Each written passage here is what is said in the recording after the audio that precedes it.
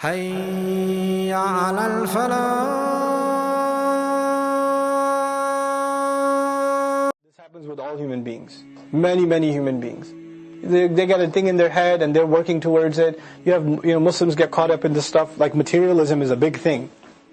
Now, there's nothing wrong with having a nice house and having a nice career and living well. There's nothing wrong with these things, but we don't live for these things. We weren't put on this earth for these things. We were put on this earth for much bigger things. But when the house is not just, the house keys are not just in your hand, they're in your heart too. When that happens, there's a serious problem. Because then this is your home. I ever told you the story about that lady I met, the millionaire lady in Vegas? Right, the Muslim lady? Millionaires, huge, gigantic mansion. Oh my God, mansion. Her stairs inside the house, this is a 45-bedroom mansion by the way. The stairs inside the house was like if you take an expensive piece of silk and you throw it on stairs and it trickles down, they're shaped like that, made out of marble. Like it's crazy. Her dining table could fit like 40 people. It was long. It was one of those, those castle dining table things. An actual simulated waterfall in her backyard. She wanted me to talk to the youth. Alright. And at the end, I gave a dars on Surah Al-Asr in her house, I remember still. And she came to me and she said, "Brother, I have a problem." So what? Because I don't want to leave this house. I don't want Jannah, I just want to stay here. And I told her, "I'm sorry. You're checking out of here pretty fast. You better get used to that idea." She came from a poor background and she came into a lot of wealth and alhamdulillah now she has a lot of stuff and yeah, it was in your hands, but it shouldn't have made your hands, it shouldn't have got into your heart. Shaitan can do that, he can fill you with that stuff. And this becomes why you live. You see people that are so obsessed with the way their house looks. If something is moved from here to here, put it back. Like that. You ever see that? That's an indication of this is their life. This is all their life amounts to. The art should be a certain way, the curtains should be a certain way, the plate should be put over there. No, I like to keep my cups in that cabinet. Why did you put them in this cabinet? Like this obsessive compulsive type of thing. There's no bigger thing for you to worry about in life. When that happens, then there's nothing beyond that left. There's no bigger priorities left for you. And this is not just for materialistic people that aren't religious. Boy, I've seen this with sisters, brothers that teach durus and tafsir and they're very religious in the community, etc. Religious knowledge and religious attitudes are two different things. They're two very different things. You should not mix the two together. They're not one and the same. Just because somebody's knowledgeable doesn't mean that they're over a petty lifestyle. That they have a sense of priority in life. أُولَٰئِكَ مَأْوَاهُمْ جَهَنَّمُ asif.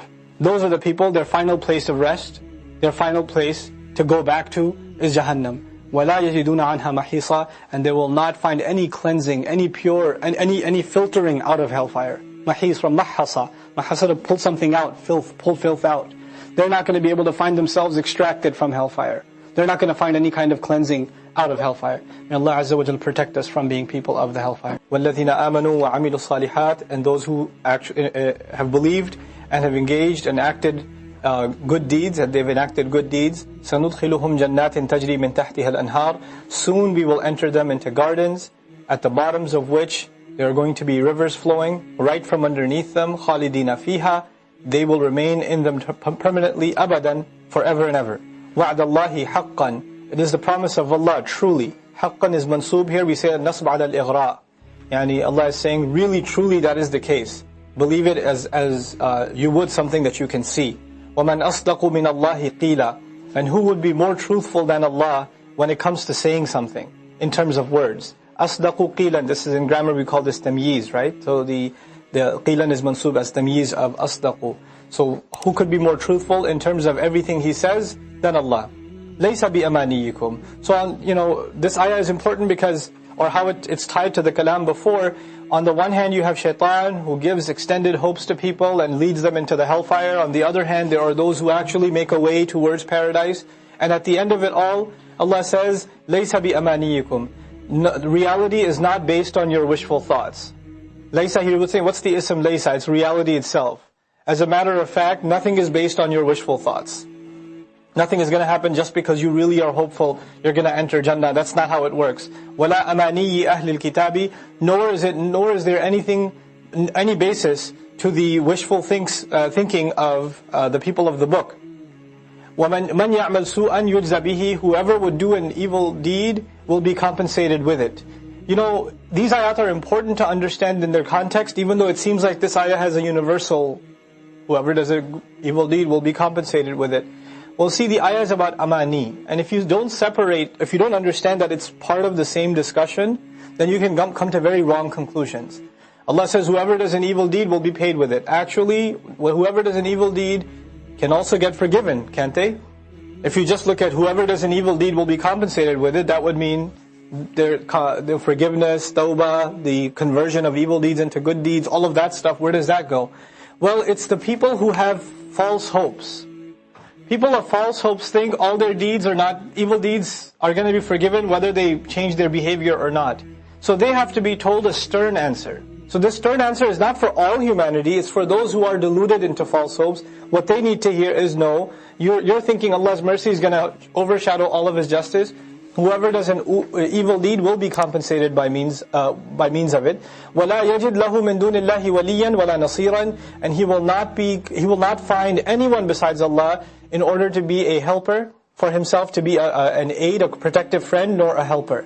Nasir is someone who comes to your help all the time, and Nasir is also someone who comes to your help at the time of trouble. Nasr is the help that comes when you're in trouble.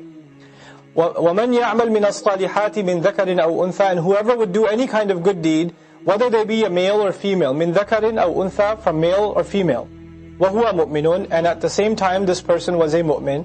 And this is part of what was already initiated early on in the discourse of this surah. One of the joys of Jannah being that believers get to be together. And one of the terrors of hellfire being that disbelievers get to be alone. So we're seeing another indication of that. It goes from هُوَ مُؤْمِنٌ تُهُ فَأُولَٰئِكَ يَدْخُلُونَ الْجَنَّةَ يعني سَيَدْخُلُونَ الْجَنَّةَ مَعًا مَعَ بَعْضٍ They're going to be entering Jannah together. Whole groups of them. وَلَا يُظْلَمُونَ نَقِيرًا And they're not going to be wronged, even a naqir. I'm hoping you remember what naqir means. It's the dent inside a date, that little bump, if you could fit something. Naqarat tayr is also used in Old Arabic when a bird picks up from its beak. Little bits and pieces that it picks up.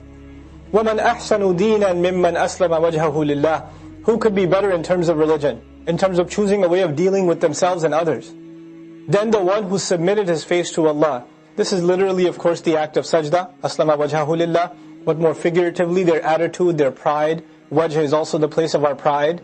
In so many civilizations, including the Arabs, when you honor somebody, it's the symbol of that honor is worn on the head. Whether that be a crown, or that be some kind of hat, like generals and different people, different ranking officers have headwear, right? Or tribal members have some kind of turban, special turbans they wear. So the face and the head is the place of honor. So when we submit in sajda to Allah, it's like we're saying we have no pride, no honor before you. All of that, the point of my pride has not been brought down. So they submit their pride before Allah. He submits his pride before Allah. وَهُوَ مُحْسِنٌ And he reaches the state of ihsan. So you go here in the ayah from Islam all the way to ihsan. It starts أَسْلَمَ وَجْهَهُ And then the only sky is that once you submit yourself to Allah, then you can progress and progress and progress until you reach the state of ihsan. And speaking of ihsan, that means that you're going to be like, which prophet that's the model of ihsan? Ibrahim alayhi salam. وَاتَّبَعَ مِلَّةَ إِبْرَاهِيمَ حَنِيفًا Ibrahim alayhi salam also, if you think of it, all of his behavior represents ihsan.